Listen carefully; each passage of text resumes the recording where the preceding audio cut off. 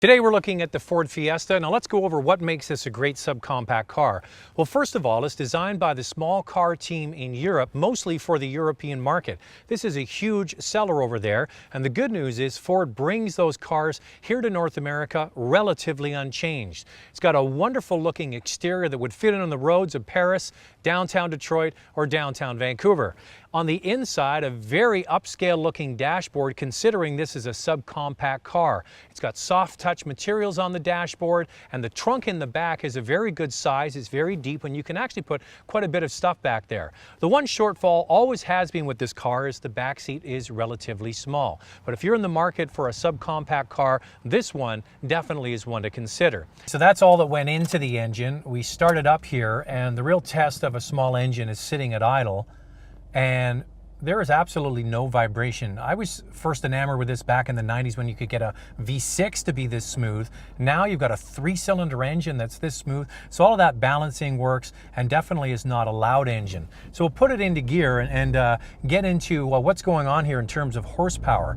So this car has, I mentioned, a 1-liter engine and it's turbocharged, but it puts out 123 horsepower. The regular 1.6 puts out 120, so it's got 3 horsepower up on the regular 4-cylinder engine. Then it's got 125 foot-pounds of torque, where the regular 4-cylinder just has 111 foot-pounds of torque, so much more torque, and it comes on at just 2,500 RPM. Now with the 4-cylinder engine, its maximum torque comes at 5,000 RPM, so a classic 4-cylinder engine that you've got to really wind out in order to get the maximum torque. Now with this engine, you can loaf it along actually at low RPM, and it actually prefers to be driven that way, much the same way you would drive a diesel.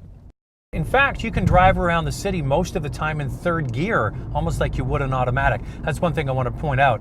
This car is only available initially with a 5-speed manual transmission. That's a very small market.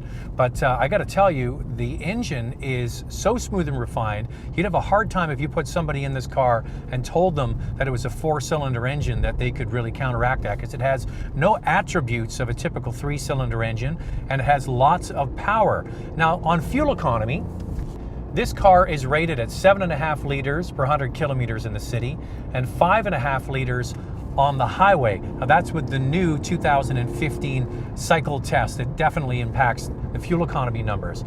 This is a classic example of turbocharging that's done right, but I should always warn people, if you get a turbocharged gasoline engine and you utilize all of that torque all the time, really winding the engine out, the fuel economy suffers. If you drive with a fairly soft touch on the throttle, you can get very good fuel economy and probably much better than that 1.6-liter engine. The 1-litre EcoBoost engine, which has been named International Engine of the Year twice, is now available in the 2014 Fiesta, and it delivers the highest EPA highway rating of any non-hybrid gasoline car in America at 45 miles per gallon. What makes this car special is it's the very first 3-cylinder engine produced by Ford. It's only 1 liter, but it has a lot of tricks up its sleeve to give it the power of the regular 1.6-liter 4-cylinder, actually a little bit more power, but about 25% fewer parts and improved fuel economy. The first thing is it's turbocharged. Ford uses a turbo with low inertia rotors, meaning that the turbocharger can spool up much quicker. Maximum torque on this engine comes at just 2,500 RPM, giving it much better low end and mid-range torque. In addition, it's got variable valve timing, direct injection, but one of the biggest problems with any 3-cylinder engine is vibration. So what does Ford do? The pulley and the flywheel are unbalanced with weights that are placed precisely to counteract the natural shaking forces of the engine.